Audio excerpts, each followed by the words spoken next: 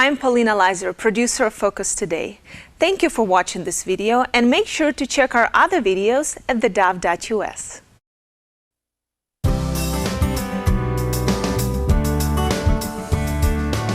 Welcome back to Focus Today, and delighted to have with us today Representative Duane Stark with us today, and he is a representative, state representative from the Grants Pass area, up for re-election, and has been there fighting the good fight. Thank you for serving.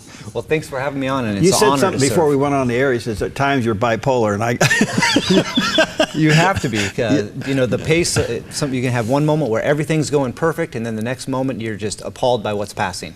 How would you summarize your experience being a state representative now? For me, it's felt productive and positive. You know, the media always covers, it likes to cover the 15% of things that Republicans and Democrats disagree on. Yeah. And there's a ton of things that we do agree on, and things that we can jump in together that are not partisan, that make a real difference. And so I've enjoyed working on those issues and trying to make a difference here for Southern Oregon on those things. You have some real passions, and foster care, child welfare system in Oregon. Give us your update. Yeah, so I've had the privilege of being on several committees related to Department of Human Services. I'm on their budget and their policy committee, and recently served on an audit that was done, that the governor appointed an external audit, and we came out with some very disturbing results that were released last month. The two biggest things, well, first of all, they made a comment. They said nothing's new. None of this is new information. We've given you this information, you've had it, and you've not done anything with it. So that's frustrating. So we're looking at changing that. The other things that came out, number one is shortage of foster care beds. You know, and so a lot of what's going on, a lot of the challenges are because we don't have enough beds in our community to place children in. The second issue that came up that was really disturbing is that we don't have a standardized way of dealing with abuse reports. So if you called in, you see something, you think it's abuse, you call in, dependent on where you're at and who answers the phone, what community, it can be a completely different process and a subjective process on whether they investigate that or not. Wow. So a lot of things that we need to tackle and fix. Sobering centers. What are they? Grants Pass Sobering Center. That's been not my baby, but something I didn't know I was going to be working on when I came into all this. It's been a great success. It's fun to watch in Grants Pass, where we've had, at this point, somewhere around 200 residents since we've opened it.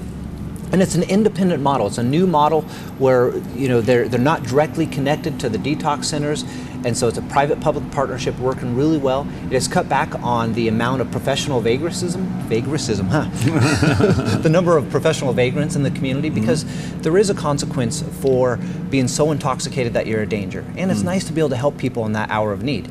People are referring themselves there when they feel like they're that dangerous. That's good. And I've heard that roughly 30% of the people that come into the sobering center actually follow through with the referral services afterward. So we're pleased with the progress, hoping to lift the caps and allow the rest of the state to begin mimicking what we've been doing. Good for you. Congratulations. Thanks. Thank you. And also congratulations. I understand you recently appointed to the Criminal Justice Commission. What does that mean, and what do you do? So the Criminal Justice Commission, fancy name, does a lot. Yeah. One of the things it does, it oversees the mental health and drug courts, so they have a lot of input. But one of the things that are most important or most notable or receives the most attention here in Southern Oregon is that it deals with the Justice Reinvestment Act, which is the state has said we want less people going to prison. So we're going to take some of our prison dollars and put it back into communities and prove to us that you can use that money to keep people from going to prison. So it has to do with the amount of law enforcement money that we have coming back into our communities. So that's been really on a trial basis. So we're taking a look at how well that's working. They also set the minimum sentencing standards and that sort of thing. I was going to say, doesn't the sentencing standards kind of preclude what you're trying to do here? No, on that. So there are things where rehabilitation, so like the drug courts, those are ways of, you know, hey, can we deal with this on a local level and really rehabilitate people, help them out, as opposed to just sending them to state prison. And that's a more cost-effective way of doing things. So I'm new on the commission, still learning all the ins and outs of what we do and don't do, and so I'm not the expert yet, but I'm glad I'm on it. Congratulations. A couple of other things quickly. Measure 97, it could be the business breaker of all times. What's your feel? Well, I'm hoping people wake up past the tagline. It has a very catchy tagline. The tagline, make out-of-state corporations pay their fair share to fund education and law enforcement. The fact is so much baloney, you can't put it all in one so loaf. yeah, so I mean, even on that, the education and law enforcement, just in the last couple of days, you have the majority party on the Senate side especially talking about how they're going to rewrite the entire measure once, if it passes, that they're going to rewrite the whole thing. And they will put the money where they want to. It's not going to fund education. Most of it will go to fund PERS. So I guess you could claim it's funding education, but it's going to fill the PERS gap. The other thing I like to point out to people is, do you really trust your state government with that much money? So this would grow our state budget by 1/3. And if you remember, the last revenue cycle, we brought in $2 billion more than we've ever brought in. We knew we had a $1.2 billion hole coming, and we set virtually nothing aside for it.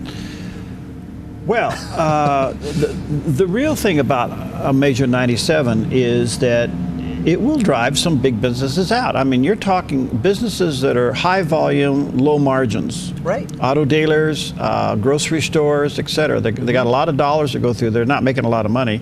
And that 2.5% breaks them, that they're done. Right, because it's not about their profits. It's one thing to tax profits, it's another to tax sales. So to my understanding, like Lithia locally, that 2 of the last 3 years, if this tax had already been in place, they would have had to pay more in that tax than they made in profits. Right. So why would a business stay here if that's the case? Well, I don't know. If I were running a business and that was the case, if you're losing money to run a business, you're not going to run it. What's your feel? I think that in the next few weeks, that if people pay attention, that the measure won't pass. You know, I know there's a lot of negative. I mean, there's a lot of dollars going out to stop it now. Right, and there's a lot of dollars to promote it as well. The Tri-County area, are they seeing the light on this, or are they still pretty bent on it? I hope so. I mean, you have even the liberal agenda newspapers that are coming out saying, look, this is not the way to go. Okay. All right, so hopefully people are waking up, look past the tagline. The tagline is, I mean, come on, that's catchy, and that makes us feel good to say, yeah, pay your fair share. It's so much more than that, and it's not to mention the fact it goes, the way it's written out goes to the general fund. Yes, yeah. So there's no guarantee that the money's going to go where they're saying. Yeah. And so we could say, yeah, we're putting it to education, and then just pull out the money that we would have put and put it somewhere else. So short of a constitutional amendment, a measure can't direct the legislature on how to spend money. Can the House turn Republican this cycle? It's a long shot. Long shot. It's a long shot. So, you know, we're down 5 seats right now. We have a couple seats to defend, and we have several seats that we can realistically pick up. But to pick up 6, that would be a challenge. Okay. We have no idea what the Trump effect is going to be. But point is people need to get out and vote, because if the House goes backward, by the way, this is a big thing. If the House goes backward in Republicans, if we lose one more Republican vote, then they can pass Measure 97 as a policy, or actually as a tax, but they can pass it without a single Republican vote.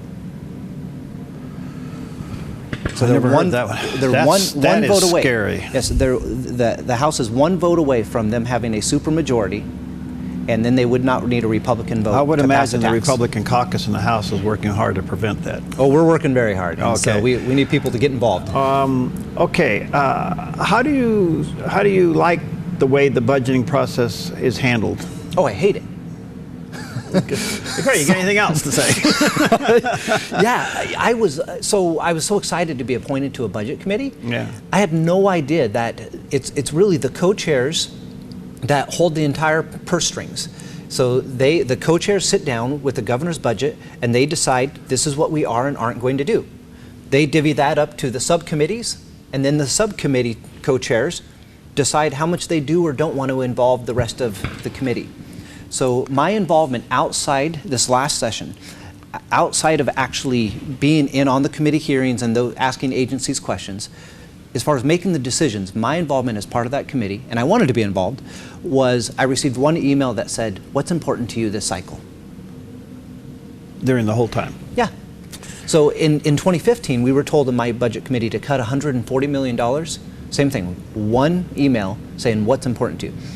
Hopefully that'll change, and maybe that was because I was a freshman. People know I'm passionate about this area. I know the ins and outs of the Department of Human Services, so, and maybe in an hour of desperation, when we have big budget deficits, maybe they'll talk to more people and we can actually get more done. In addition to all the things that are in front of us, what do you see the biggest issue for the state?